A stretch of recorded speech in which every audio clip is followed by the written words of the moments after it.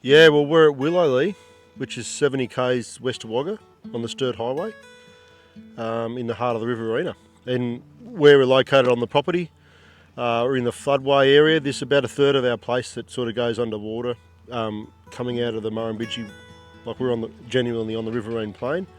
So this area would have been, over a long period of time, the veins that sort of run out over the Riverine Plain, and we're in just one of these little depressions that go through the place. We've got about a third of our place that goes under, at about sort of 6 or 7 metres in Wagga. But this, that's why there's a lot of timber around, a lot of grass. And hasn't never been improved, never been farmed or anything, because it's always been in that floodplain area. Well, this property, especially, there's 130 hectares of lasered flood irrigation in there, and it has been farmed a lot over a long period of time, and it heavily irrigated as well. So the soils in there are really compacted, very tight, lots of cropping. We had big chemical resistant issues.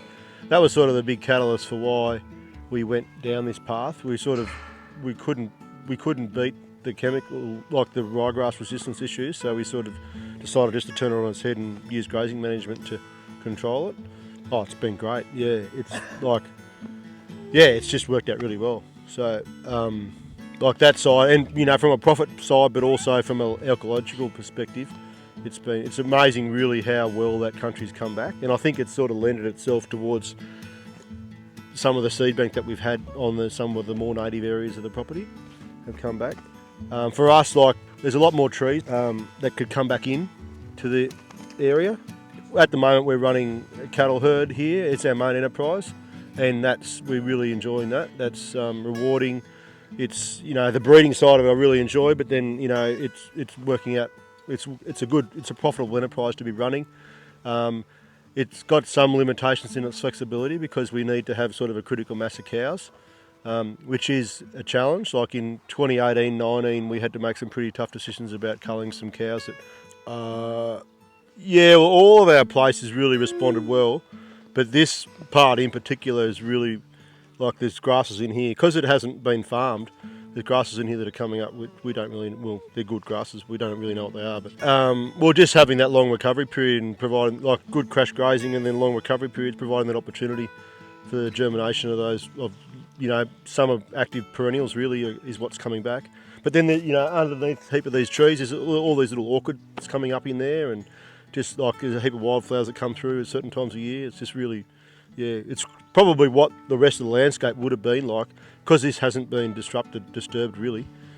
I really like the 8 families context as such, but we're probably more back on the old sort of looking at from a holistic management, who we want to be as people, what we want our land to look like, what type of business we want to be running. Rather than a two-liner context. Certainly from a landscape perspective, from a business perspective, we just want to be profitable and truly profitable. And from a landscape perspective, and this sort of came to me really early on, and I remember having a discussion with Bruce Ward. He was like, we want to capture every ray of light and every drop of water that we can on our place, and manage the landscape so that it can function to be able to achieve that. And I think that sort of really resonates with us, whether that's in layers of enterprises and of what we're doing here. We're still trying to maximise photosynthesis, maximise our water cycle. And also it's got a lot to do with the people that are operating in it. I think just having the simple agenda that we have, it's not anything fancy, but it just sets up we do have an agenda for our meetings. The whiffle's really good, a review of the previous meeting, what I feel like expressing. So that's sort of 2-minute, and the two things that does is it really gives everyone the opportunity, everyone's equal in that space. It gives everyone the opportunity to say what they feel like expressing. It's amazing how often things come out of the whiffle. Someone will say something, and everyone asks a few questions, and then we start getting into a bit of a discussion. We say, hey, let's put this on to come back to. So it's just really well structured in that way. But often things come up that are quite important that we do want to explore further, and so we come back to it on the agenda later, which I think is good. So yeah, no, that's exactly right. And then also having the opportunity to put things on the agenda. So if anyone's got something that they want to discuss, then that can be anyone can bring anything along. Probably tends to be the host that can set that. But I really enjoy, even though I see the people rarely now, I really feel an affinity with the whole group. And every time I see anyone from the group, it's a really good feeling. Like I feel like they're genuine friends, but also great supports of ours. And we've been through a lot since we've been in the group. We joined the group before we were married.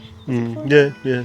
And, we've had a lot of ups and downs since then, and some difficult times. And I've always found the group to be a great support. And even though I'm not involved in the day-to-day farming of the property, I still find the conversations really interesting. I always think, oh God, they're going to be talking about grass all day, which they are. But I actually find it really interesting. It's surprising. I don't know if I would in another setting, but I don't know. I don't think it's a coincidence, but everyone in the group I really like. And I guess because we all have similar values and kind of goals, that it's just a good support network, I feel. And I think for Michael particularly, but more so than me probably.